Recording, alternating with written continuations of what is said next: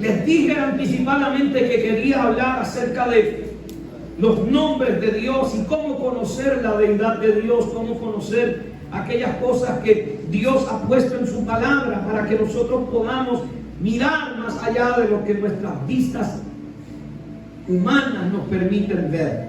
Sin embargo, cuando estoy orando al Señor en la madrugada, este capítulo no se me salía de la cabeza y se me repetía constantemente, así que fui a buscarlo. Y quizá alguien pudiera preguntar cómo conectamos entonces los nombres de Dios con el hecho de leer la segunda carta de los Reyes en el capítulo 6, porque ¿cómo conectamos? Y lo que el Espíritu de Dios me traía a mi espíritu es que si hay algo que tenemos que entender, es que Dios es Dios tan poderoso que puede cambiar las reglas de la naturaleza y aún pudiera cambiar las reglas que nosotros hemos conocido para que Él muestre su poder en un extraordinario desafío a las reglas de la física.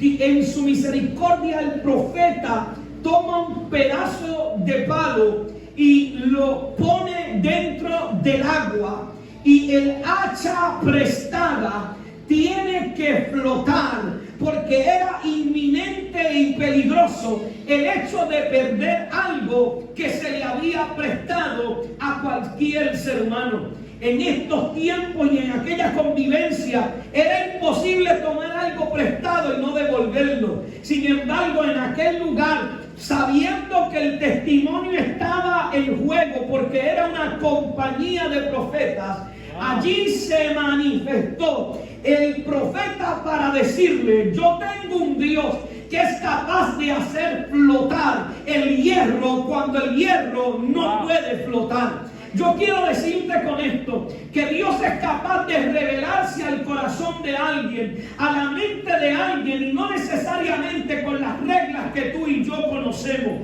Por eso es que hay circunstancias que tú y yo no esperábamos, pero fueron las que Dios utilizó para entrar en ellas y cambiarte la visión de lo que tú estabas viviendo hacia donde Dios quería llevarte. Es por eso que si Dios se tiene que meter en la locura de un divorcio, Dios se va a meter allí. Si Dios se tiene que meter, aleluya, en la tragedia, Dios se va a meter. Si Dios se tiene que meter aún en aquellas cosas que parecen imposibles entenderlas desde mi panorama humano, Dios se va por encima de eso, aleluya, para hacerle entender al hombre y a la mujer, aleluya, si yo quiero trabajar contigo, aunque el infierno se oponga, yo voy a trabajar contigo. Yo me voy a revelar a tu vida.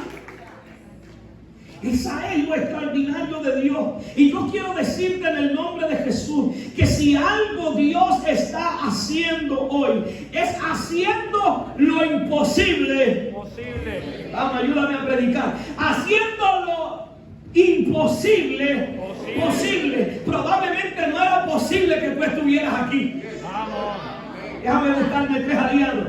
Probablemente no era posible que tú vinieras a la casa del Señor. Probablemente era imposible que tú salieras de esa adicción. Probablemente era imposible que tú vieras ese milagro. Probablemente era imposible que hubiera, aleluya, una restauración. Probablemente era imposible que tú llegaras a una dirección. Probablemente era imposible que tú tuvieras sentido de orientación cuando las cosas estaban perdidas. Pero en lo imposible del hombre, Dios conecta lo posible para llevarlo. Es lo imposible, es lo imposible, es lo imposible. Es lo imposible. Era imposible que yo pudiera avanzar. Era imposible que yo pudiera ser pastor de una iglesia. Vamos. Era imposible que yo pudiera tener una palabra de consejo para alguien. Era imposible, aleluya, que en mí la gente pudiera ver algo, aleluya. Pero como a Dios de lo imposible hácelo.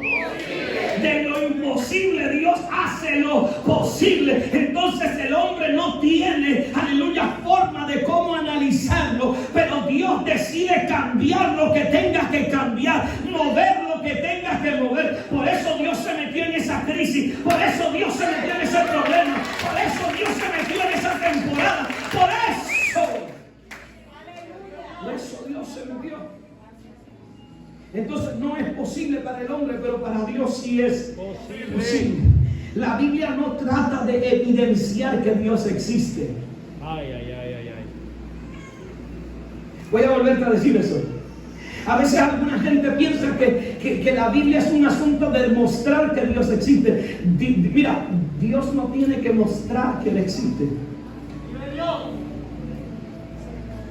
La Biblia no es un asunto de que Él muestra que Él existe. La Biblia está hecha para que el que lea tenga la capacidad de creer que lo que está leyendo ya ha sido posible. ¿Sabe lo que quiere decir eso? Lo que quiere decir eso es que cuando tú vas a mirar a Dios a través de los ojos de la incredulidad, ya Dios te cerró un panorama. De hecho, la Biblia dice que todo aquel, el Salmo número 14, la Biblia dice que todo aquel que no cree que Dios existe, Dios lo ve como un necio. Por eso la Biblia no es utilizada para probar la existencia de Dios. La Biblia está hecha para que tu fe aumente, para que tu fe crezca. Cuando tú miras la Biblia no como un libro más, no como algo que tú no entiendes. Cuando tú ves la Biblia como un asunto de mirarla para poder, aleluya, aumentar tu fe. Aleluya. Hay una diferencia entre aquel que va a leer con incredulidad a aquel que va a creer, aquel que va a leer creyendo. El que lee creyendo pasa algo en su interior. El que lee creyendo, aleluya, algo en su espíritu comienza a decirle que lo que está leyendo le está produciendo vida. Y yo tengo problemas con la gente que toma la Biblia como un amuleto. Yo tengo problemas con la gente que toma la Biblia como un asunto de un amuleto. Cuando lee la Biblia de tal manera que parece que como Dios me va a salvar porque yo tengo la Biblia abierta en el Salmo 23. No, eso no pasa en Corozal, eso es por allá por Alemania, por el otro lado.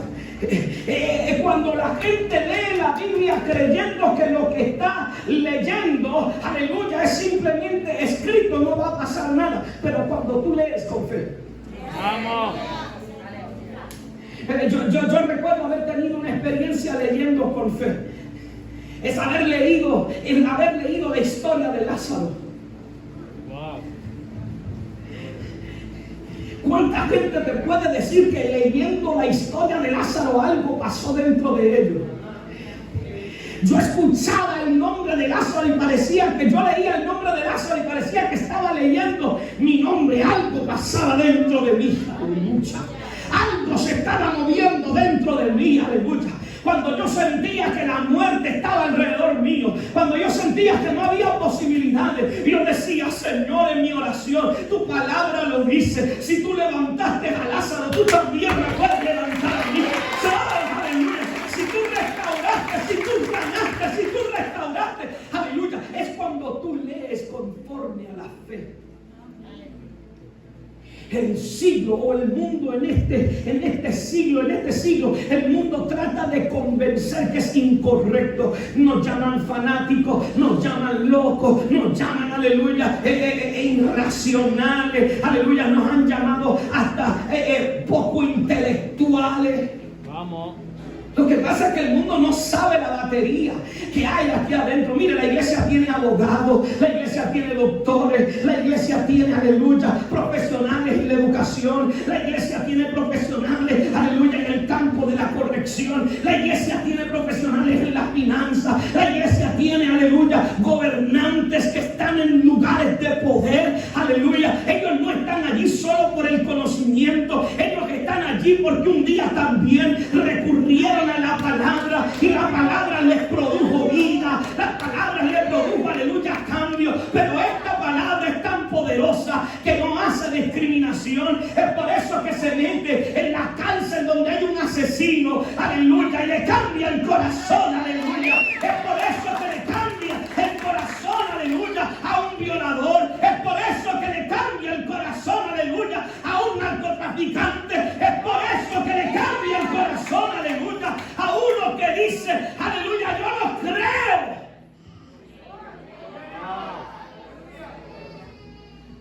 Yo no creo. ¿Usted sabe cuánta gente yo he escuchado diciendo yo no creo? Pero de momento algo comienza a pasar. Espíritu Santo. Lo importante es que cuando las primeras señales de algo va a pasar o algo está por suceder, tu corazón no se cierre.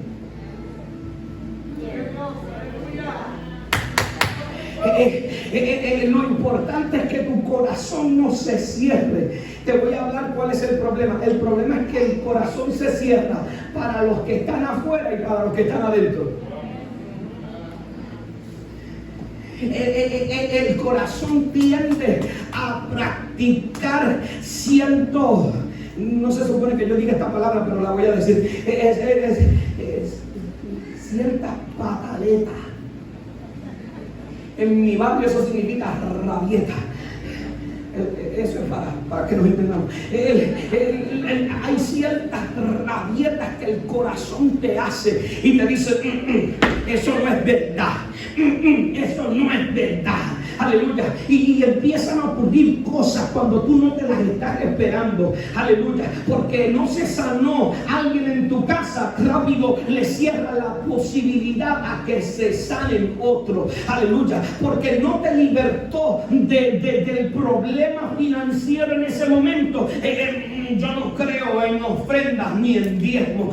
Porque no vi algo que no ocurrió. Aleluya. Entonces yo cierro la puerta a la posibilidad de poder ver algo. Fue porque yo no lo vi, porque yo no lo experimenté, porque yo no lo viví. Y eso está cerrando posibilidades de poder ver más allá. Pero como Dios no necesita convencerte, Dios no necesita llevarte a ti a que tú puedas entender. Dios te hizo con el propósito de que ya tú creyeras, con el propósito de que ya tú, aleluya, pudieras recibirlo. Pero cuando tú decides, a pesar de no haber recibido, seguir creyendo,